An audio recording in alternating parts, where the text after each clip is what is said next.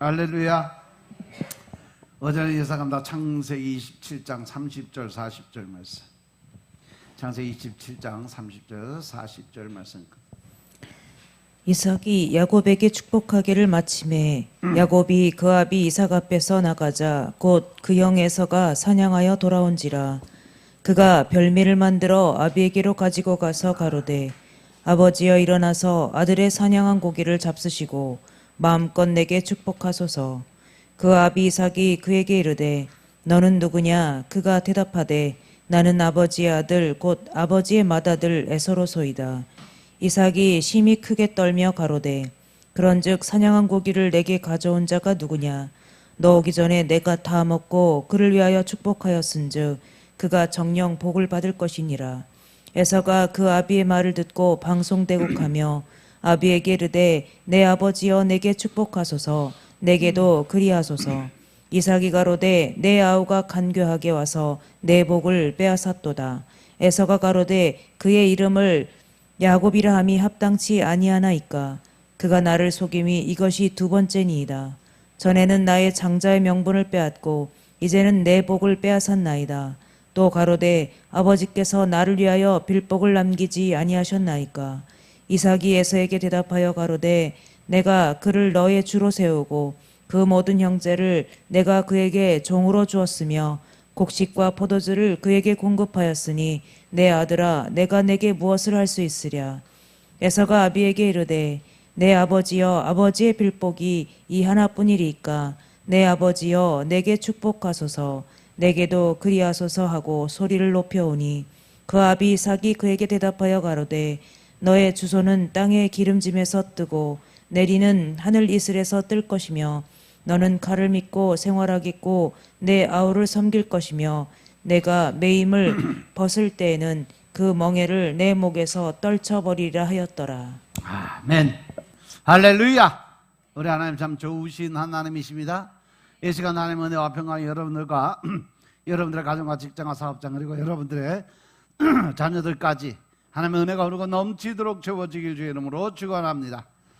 자, 우리 따라합니다. 나는 예수님 안에서 모든 사람들을 이해하고 용서하고 사랑하겠습니다. 자, 우리 선포의 기도드립니다. 나사렛 예수 이름으로 명하노니 내 안에 가난의 영, 채무의 영은 떠나갈지어다. 내 앞에 하나님의 축복을 가로막는 모든 악한 영들은 속히 떠나갈지어다. 내 죄로 인해서 나를 떠나갔던 모든 영권, 인권, 물권은 속히 회복되어 돌아올지어다. 아멘. 우리는 모든 가난의 영, 채무의 영이 떠나간 줄로 믿습니다. 하나님의 축복을 가로막는 모든 악한 영들이 떠나가고 나를 떠나갔던 모든 영권, 인권, 물권의 권세들이 다 돌아온 줄로 믿습니다. 할렐루야. 할렐루야.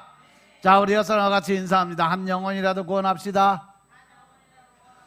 한 영혼이라도 구원합시다. 이 시간도 하나님께 영광을 드리는 귀한 시간 되시길 주의 이름으로 축원합니다. 오늘 말씀에 멍에를 내 목에서 떨쳐버리라 하는 제목으로 말씀을 나누겠습니다. 따라합니다. 멍에를 내 목에서 떨쳐버리라. 오전에 우리가 나이가 많아 눈이 어두워서 잘 보이지 않는 이삭의 모습, 그리고 그의 맏아들 에서의 모습, 둘째인 야곱의 모습을 봤어요. 그런데 이삭은 자신이 오래 살지 못할 것을 예감을 하고 맏아들 에서를 살짝 불러서 내가 죽기 전에 너를 축복해 줄 테니까 내가 좋아하는 뱀을 만들어 가지고 오라고 몰래 이야기를 했는데 그것을 그의 아내 리브가가 들어버렸어요. 그래서 에서를 축복하라는 것을 알아차린 리브가는 이삭이 가장 좋아하는 별미를 만들어서 야곱을 에서처럼 꾸며서 그 자리에 보내버리죠. 왜 리브가가 에서의 축복을 야곱이 가로치게 했을까? 리브가는 알고 있었죠. 그리고 하나님의 뜻을 이미 간파하고 있었던 거죠. 그래서 그가 하나님이 큰 자가 작은 자를 섬긴다는 그것을 그는 듣고 믿었어요. 그래서 모든 축복의 권한, 장자의 권한도 그렇고 모든 축복의 권한도 야곱에게 있다라고 생각을 했던 거죠. 그래서 그 상황을 바꾼 거예요. 그럼 야곱의 이름의 뜻이 뭐예요? 훔치는 자, 그죠? 도적질하는 자. 결국은 그 이름대로 야곱은 형 에서의 것을 훔치고 도적질해서 다 얻게 되죠. 근데 문제는 야곱이 축복을 받고 나가자마자 그 형이 돌아와서 아버지에게 축복받을 것을 기대하고 기쁜 마음으로 별미를 만들어 들어가요.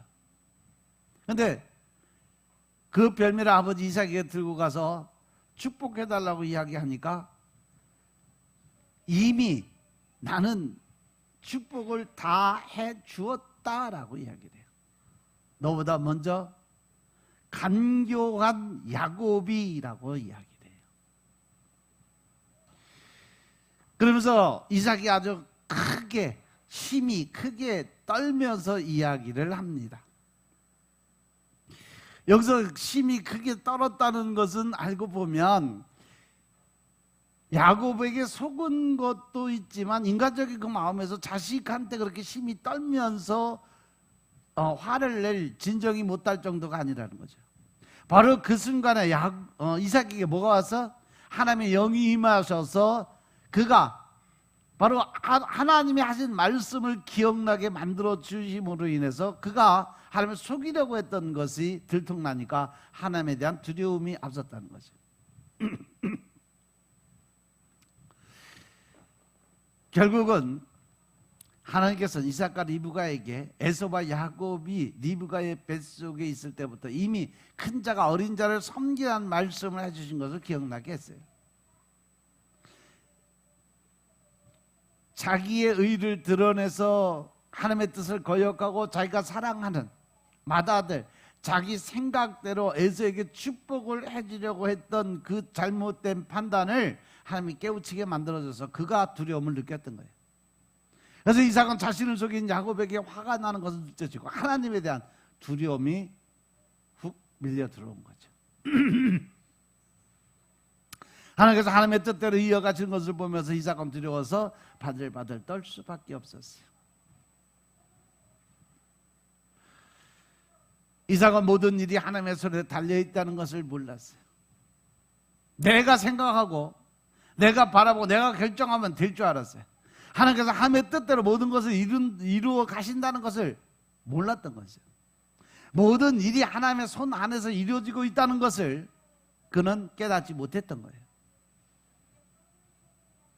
그러면서 내가 뭐든지 결정할 수 있다라는 그러한 생각을 가졌던 거예요. 그리고 오늘 본문 38절의 말씀 보면 에서가 야곱이 자신의 축복을 가르쳤다는 것을 알고 아버지 이삭에게 소리를 내어 엉엉 울면서 내 아버지여 내 아버지 나도 축복하소서 나도 축복해 달라고 하면서 애들 복고를 하는 거죠. 자기도 축복의 권한을 나누어 달라고.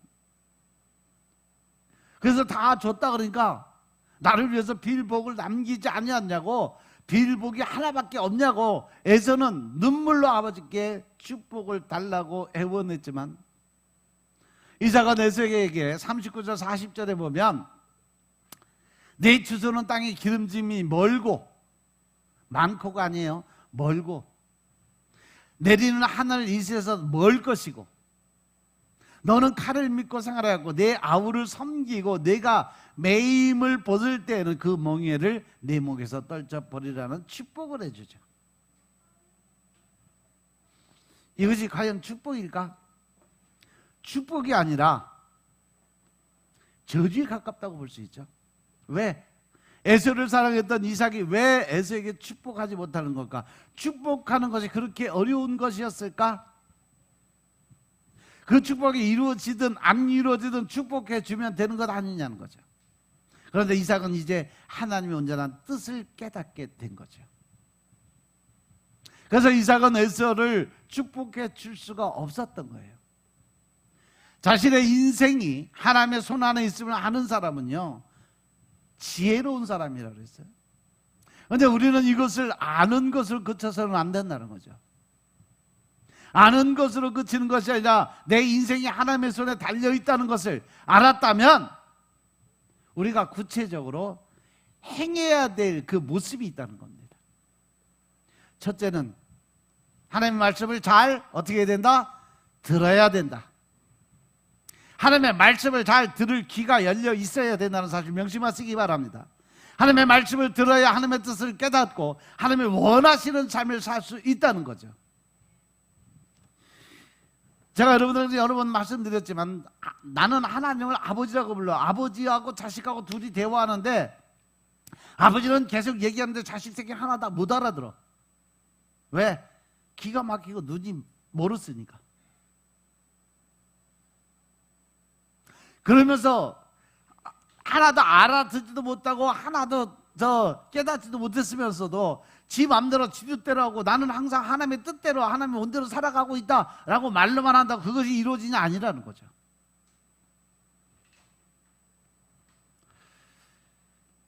따라서 우리는 늘 영적인 삶을 살기 위해서 우리 영이 살아 움직이고 그 영이 귀가 열려서 하나님의 음성을 들을 수 있는 준비된 자들이 되시길 주님으로 축원합니다.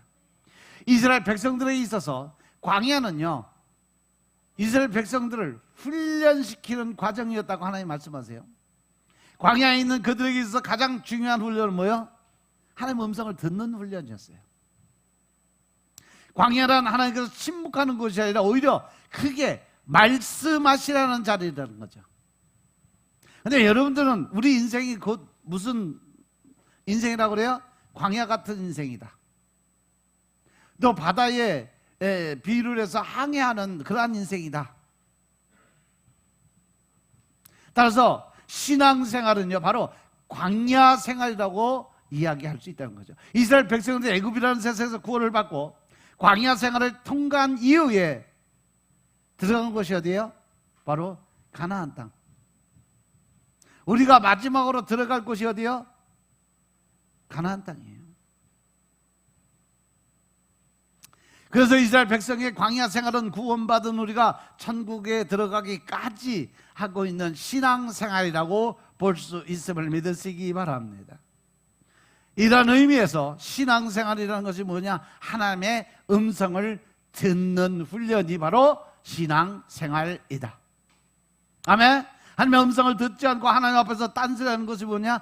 바로 하나님에 대한 원망과 불평을 갖고 살아간다는 거예요. 이스라엘 백성들은 광야에서 하나님의 뜻을 듣기 전에 먼저 원망과 불평을 쏟아냈어요. 그래서 결국은 어떻게 해서 다 망했어요. 하나님의 원망과 불평을 쏟아놓으니까 결국 그들은 광야에서 엎드러져 죽을 수밖에 없었어요. 우리도 마찬가지인 것임을 깨달으시기 바랍니다. 하나님의 말씀을 듣기 전에 자꾸 내가 먼저 말을 하면 그 말이 원망이 되고 불평이 됩니다. 그래서 결국은 신앙이 무너지게 됩니다. 따라서 함부로 말하기 이전에 먼저 하나님의 음성을 듣는 훈련하실 주의 이름으로 축원합니다. 하나님의 음성을 먼저 듣는 것이 가장 중요한 믿음의 생활이고 신앙 생활인 것임을 깨달으시기 바랍니다. 그리고 마리아와 마르다의 차이점이 뭐예요?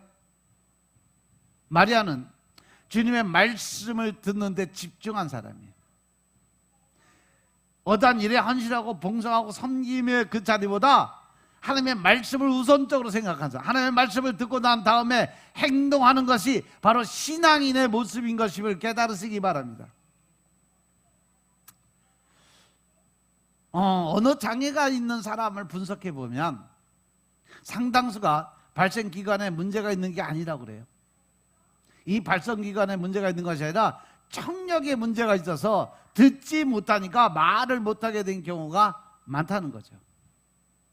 입은 열려 있는데 듣는 게 없어서 대답을 할 수가 없으니까 결국 이게 닫혀버린다는 얘기예요. 로마서 10장 17절에 보면 믿음은 어디서 난다고 그랬어요? 믿음은 들음에서 난다고 그랬어요. 들음은 하나님의 말씀에서부터 난다고 그랬어요. 그러니까 우리가 하나님의 말씀을 보지 않고 읽지 않고 먹지 않으면 귀가 안 열려서 듣지 못한다는 결론이 나오는 거예요. 믿습니까?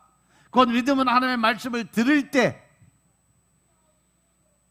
날 수 있다는 사실 명심하시기 바랍니다. 가나안 땅을 정탐한 12명의 정탐꾼 중에 여호수아와 갈렙을 제외한 10명의 정탐꾼들이 출애굽 1세대를 모두 광야에서 망하게 한 과정을 한번 돌아보세요.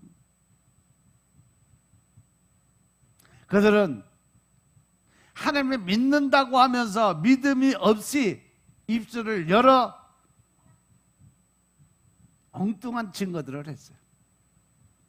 하나님께서 분명히 약속의 땅을 주시겠다고 말씀하셨는데도 불구하고 그들은 그 말씀을 믿지 않았어요. 듣지 않았다는 거죠. 가나안 땅에 있는 거인들만 보고 믿음 없이 말을 했습니다. 결국은 이 모습이 뭐냐? 지금 현 시대 우리를 비춰보면 하나님의 말씀이 있고 하나님이 주신 능력이 있고 권세가 있음에도 불구하고 우리는 처해진 나의 환경이나 조건을 따져가면서 적당히 타협하는 신앙을 하려고 하는 그 모습과 똑같다는 거죠. 그런데 그들은 결국 어떻게 됐어요? 광야에서 다 엎드려 죽었어요.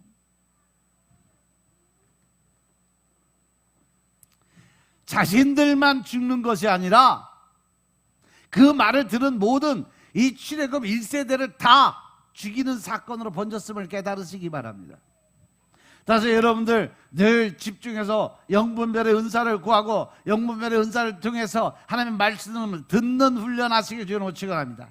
그리고 그 말씀을 통해서 하나님이 원하시는 것이 무엇인지 아셨다면 믿음의 말씀을 전하시고 믿음의 행동으로 나타내 보이는 여러분들의 삶이 되시길 주님으로 축원합니다.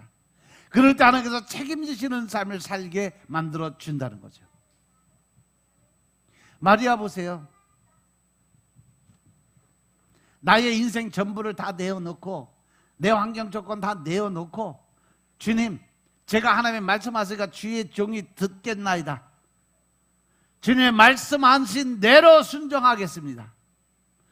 그 순종의 마음이 결국 하나님의 보좌를 움직이고 그가 엄청난 하나님의 역사를 이뤄가는 주인공이 돼서 지금도 성경의 기록됨으로 지금까지 전해져 내려오는 거예요.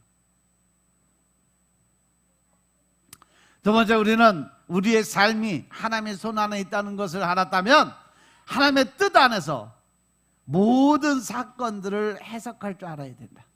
하나님의 말씀 안에서 모든 문제를 해결할 수 있는 능력은 오직 말씀에 의지해서 나아가는 길밖에 없다는 거죠.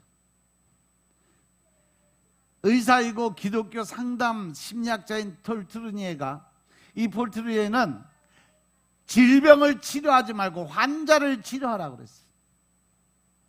많은 사람들은 질병 자체보다 질병에 대한 생각 때문에 고통을 받습니다. 질병보다 더 무서운 것은 그 질병으로 인해서 내게 찾아오는 염려와 근심, 두려움이에요. 그 사람들을 괴롭게 하는 것이 질병이 아니라 그 질병에 대한 잘못된 인식, 잘못된 해석, 잘못된 근심, 걱정이 문제라는 거죠. 우리가 몸이 아프다고 해서 온몸이 다 아픈 거 아니잖아. 약한 부분이 있는 반면 강한 부분도 있다는 거죠. 그런데 우리는 약한 부분이 아프면 무조건 자신을 환자로 정의를 해버리고 온몸이 다 아픈 것처럼 착각을 하고 있으니까 온몸의 기능이 다 떨어지는 거예요. 우리 신경계는요, 이 뇌세포에 의해서 다 지배당하게 돼 있어. 그러니까 이 뇌에서 나는 몸이 아프다 계속 보내면 온몸의 신경들이 다 아프게 변해버려요. 아픔에도 불구하고 나는 안 아프다 씩씩하다, 이렇게 통증이 없다 생각하고 계속 신호를 보내면 그 통증들이 사라진다는 거죠. 왜? 활동을 못하니까. 그래서 의학 쪽에서 사람의 질병은 거의 85%가 생각에서 온다는 거죠. 그 생각을 지배를 하면 육신은 건강을 유지할 수 있는 최적의 조건을 가진 게 바로 자동 아우트 시스템이에요. 그렇게 되어 있다라고 그래요. 그래서 여기서 중요한 것은 뭐냐? 건강에 대한 정의예요. 폴트루니에가 건강에 대해서 이렇게 정의돼요. 건강이란 병이 없다는 의미가 아니다. 건강은 삶의 질적인 문제다. 육체적, 정신적, 영적으로 구김살이 없는 것이 바로 건강한 사람의 모습이라는 거죠. 즉 다시 말해서 육체적, 정신적, 영적으로 그 안에 기쁨이, 즐거움이 있음으로써 그 마음에 근심, 걱정이 없는 사람이 바로 행복한 사람이고, 행복한 사람은 건강한 사람이다. 이러한 결론이 지어지는 거예요.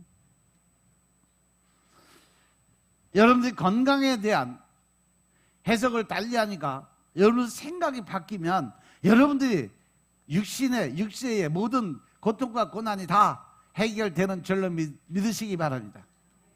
마찬가지로 우리가 어떠한 사건을 접하게 될 때 그 사건보다 더 중요한 것은 그 사건에 대한 해석이에요. 그렇기 때문에 나의 삶이 하나님의 손 안에 있다는 것을 알고 있다면 나의 삶 가운데 일어나는 모든 사건을 하나님의 뜻 안에서 해결할 수 있는 능력이 있어야 된다는 거죠.